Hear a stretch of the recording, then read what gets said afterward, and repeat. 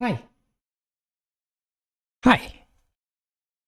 So let me change this focus. Hold on. So I was solving my Rubik's Cube. So so I was solving my Rubik's Cube and I was reminded of the many times that I was solving the Rubik's Cube at my workplace, and a couple of coworkers came up to me and said, "Hey, those are super easy to solve. You just match the colors."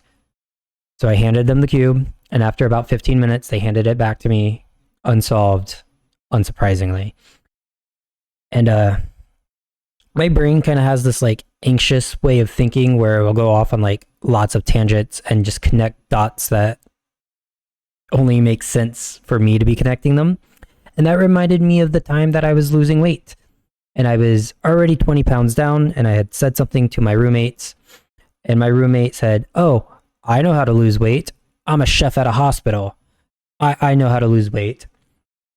And the only problem with that statement was the dude was so obese that he was self medicating because his joints hurt all the time. You know, whatever. Nothing wrong with that, really. But it's just like I'm not gonna take advice from you. Sorry, dude. It was just kind of an interesting statement. So those two things reminded me. So I'm gonna solve the cube and just yap about it. So there are many ways to solve the cube. You could speed solve it like I'm doing. There's many ways to speed solve the cube too. Uh, Hopefully I can do it in a way that makes me look, you know, competent, which I'm already failing at that, but it's fine, whatever. All those speed cubers can roast me later. I don't mind.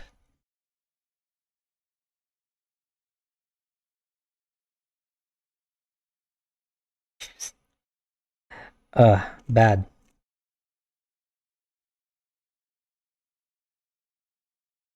Anyways, what was I saying?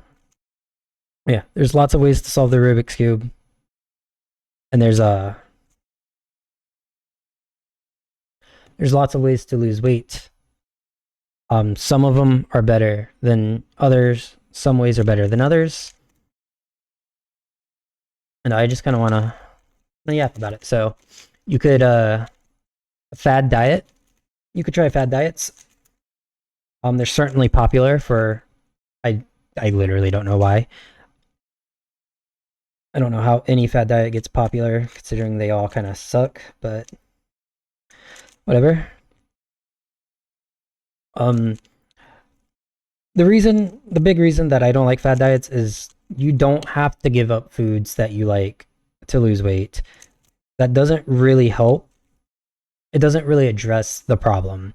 It only like puts a mask on it, and you're just pretending like it's addressing anything. But it doesn't really address the real problem. So all you're doing is pretending, and you don't get very far. And the second you stop pretending is the second you get fat again. You gain all that weight back. So fad diet's not very helpful. You could try fasting. Intermittent fasting is very popular, and it's very trash in my opinion. And let's see, the reason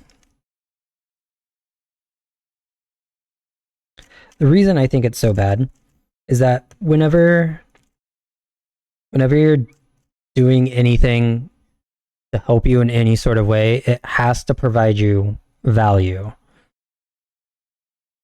And that's why fad diets actually fail a lot, because they take way more from you than what they actually provide you in value. And the same thing happens with intermittent fasting. It takes time. It takes time and mental energy, and And what it does do, it only does temporarily. And what I mean by that is intermittent fasting is a promise between you and yourself to not eat and to only eat in a certain time period, which can be very, very helpful for you to break snacking habits. And oh, I'm bored, I'll go get a soda. I'm bored, I'll go get a candy bar. And then what should happen is your brain should kick in and be like, hey, you promised not to eat, go do something else. And once that habit's broken after about 2 or 3 weeks, once that habit of just randomly snacking is done, what is it doing for you besides getting in your way? So once that habit's broken, it becomes a chore, and nobody likes chores. So that's why intermittent fasting has a very limited use case. At least that's how I think about it. The inner workings of my mind is truly a mystery. No, maybe other people don't think about it like that, but I don't know. If it's not providing me with value, it's not really. If I can't find the value, I should say, it's not really worth doing. Other things to consider is seeking help from a doctor, and that's a very valid course to go through. And if you need a gastric surgery, or if you need medications, if you're diabetic, go see a doctor. That's absolutely fine. The big problem with just doing that is they might just hand you a pamphlet and be like, here you go, this is what you should eat. I did not mix this very well. Anyways, they hand you a pamphlet and like, here you go, follow this. And the issue with that is they're just not there. Like, I don't know. They're just not there, so they're just telling you what to do, but they're not showing you how, showing what you can do instead. It's just kind of the problem is the doctors can't go on a house call to teach you how to cook, to teach you how to do food and nutrition properly. They can hand you a pamphlet and be like, hey, learn it yourself. I think if doctors, obviously they can't just go on a house call for cooking. It'd be kind of crazy world, but if instead, like if their pamphlets included like YouTube videos from people who could provide that information, that would be helpful too. That would be more helpful. Like, oh, you want to cook? Go watch a couple binging with Babish videos. Go watch Joshua Wiseman videos. Stay the hell away from Jamie Oliver and Rachel Ray. They don't know what they're doing. Go watch Nick Giovanni, I think his name is. Whatever. Just like watch someone who knows how to cook. So you can learn how to cook, and then here's the foods you should be eating. Here's that pamphlet.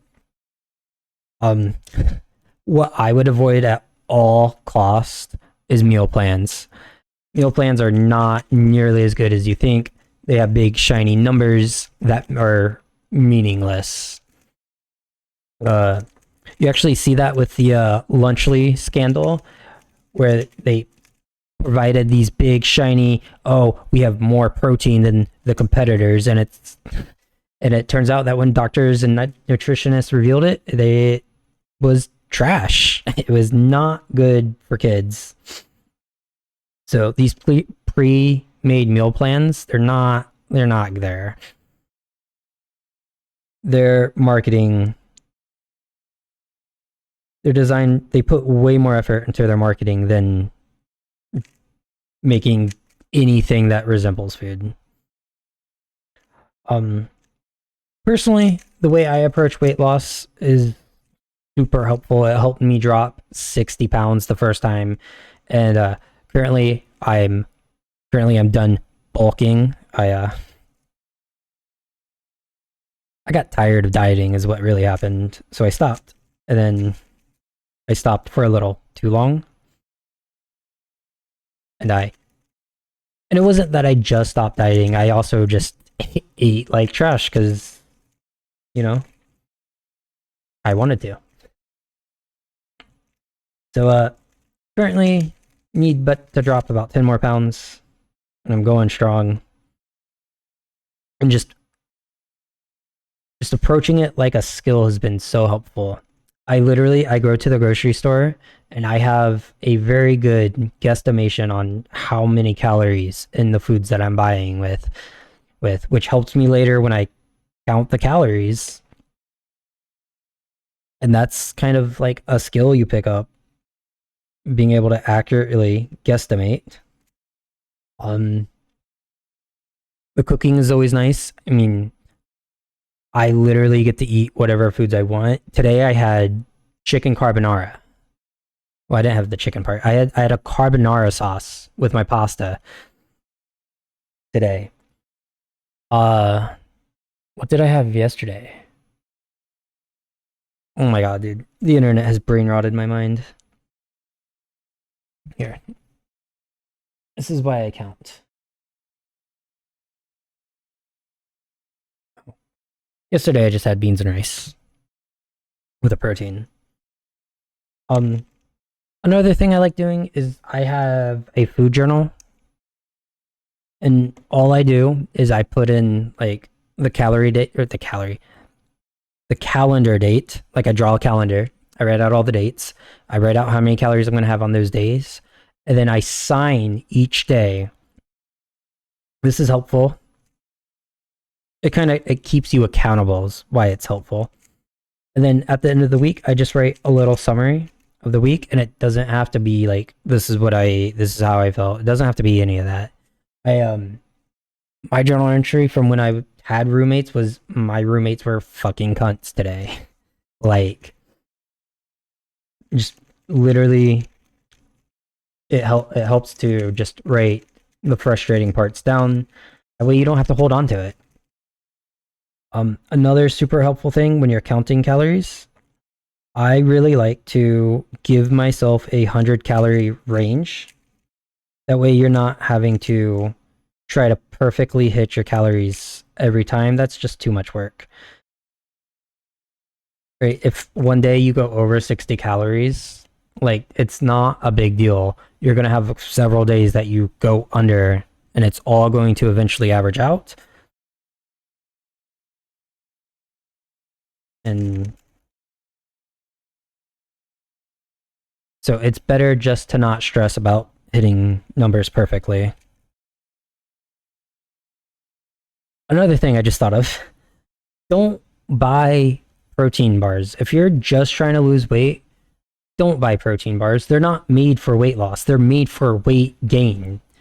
They're made to hit you. They're made so you can hit protein numbers so you can gain weight. Protein bars are not good for weight loss. And another thing to mention, anything that says has a great amount of protein in it is probably lying to you. If whatever you're eating isn't at least 51% calories from protein, it's not a good source of protein. It's just average. Chicken is a good source of protein because the majority of the calories from chicken, even in the fattier parts of the protein, is from protein. Eggs, great source of protein. The majority of the calories from an egg is protein. Right? Things that say excellent source of protein, if the math has to check out, the math has to math. Something I just thought about fad diets is none of them make sense. Especially for what they say. Prime example is keto. Keto says that you can eat more food and lose weight. I've seen this on like blogs online and stuff like that. Not very credible source. That is not conducive to reality.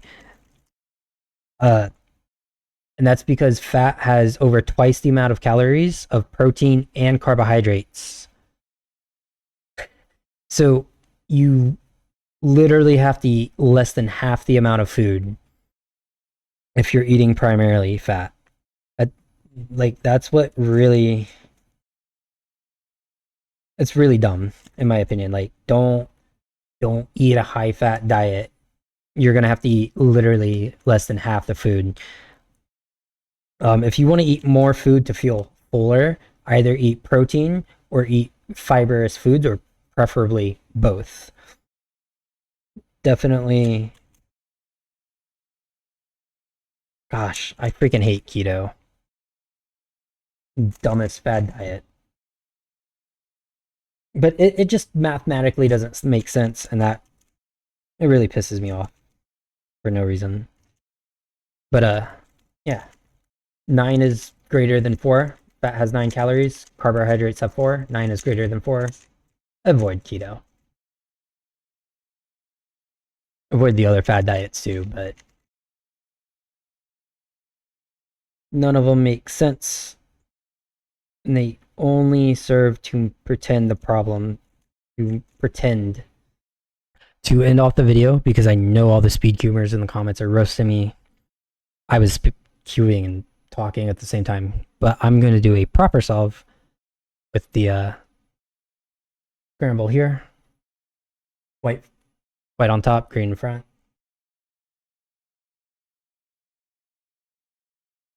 Wait, yeah.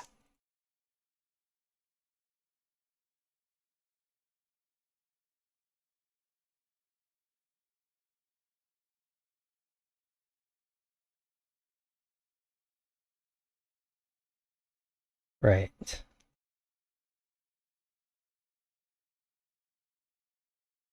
Gotta lock in.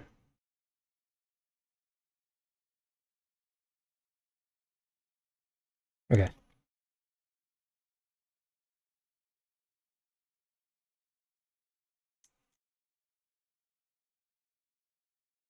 Uh,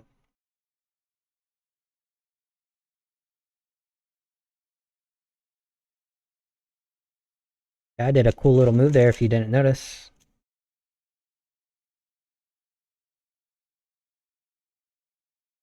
22.22. I hit sub 20 once, I promise.